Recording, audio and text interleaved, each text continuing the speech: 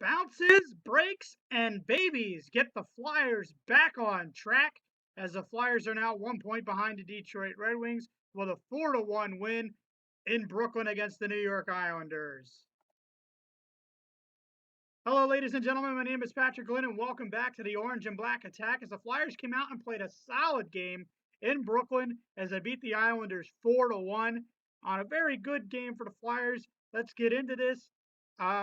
No scoring in the first period. This game had a playoff feel with a lot of Flyers fans in attendance at the Barclays Center in Brooklyn. The Flyers do strike first in the second period as everybody's favorite Cousins gets a goal. Nick Cousins scores as Jake Voracek takes a shot. He gets a bounce right back to him, and he slides it over to Nick Cousins, and Nick Cousins slides it in past the goaltender, and the Flyers take a 1-0 lead. No less than about 3 minutes later, the Islanders get on the board as Kyle Okposo puts it past Steve Mason, and we are tied 1-1.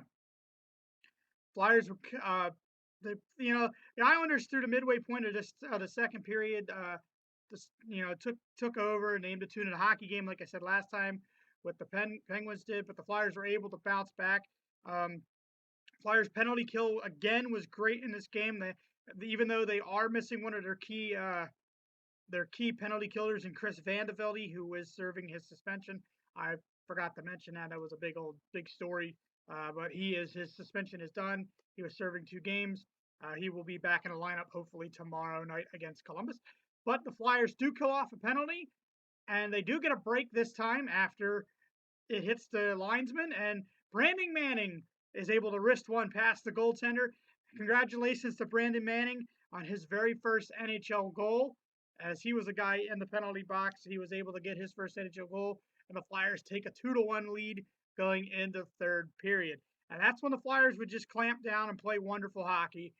They stopped the Islanders with their chances. Steve Mason played well, but the Flyers are able to tack on another one in the third period as Sam Gagner is able to get on the board as Michael Raffl throws a puck in front and it squeaks out to Sam Gagner, and he stuffs it past the goaltender, and it's 3-1 Flyers. That's when the Flyers decide to shut everything down.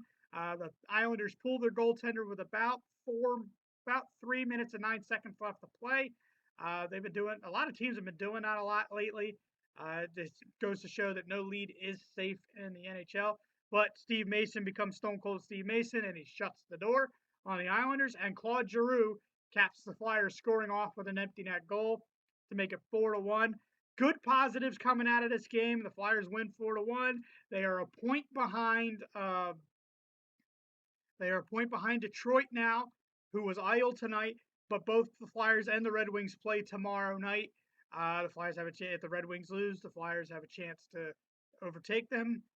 But they just got to keep pace with the Red Wings if they're going to make the playoffs.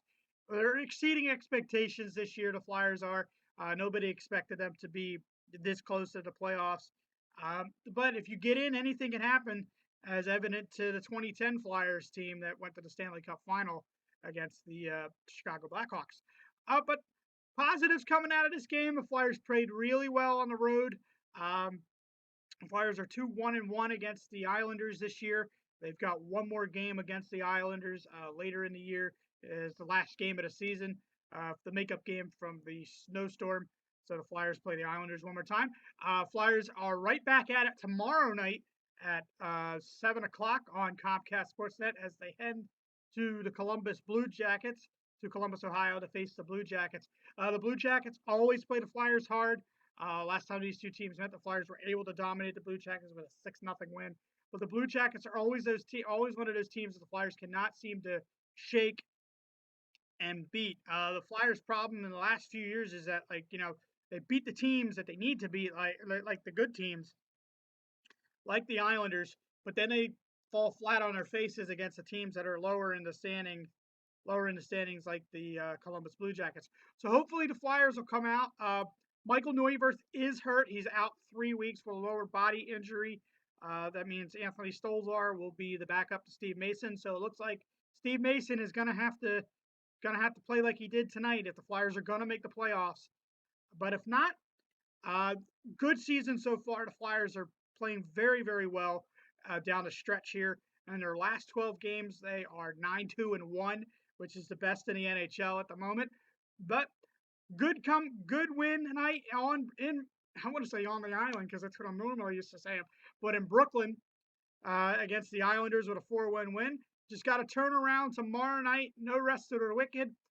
Maybe Stolzar will get a start tomorrow against to get his first NHL game against the Columbus Blue Jackets. But who knows what Hackstall is going to do?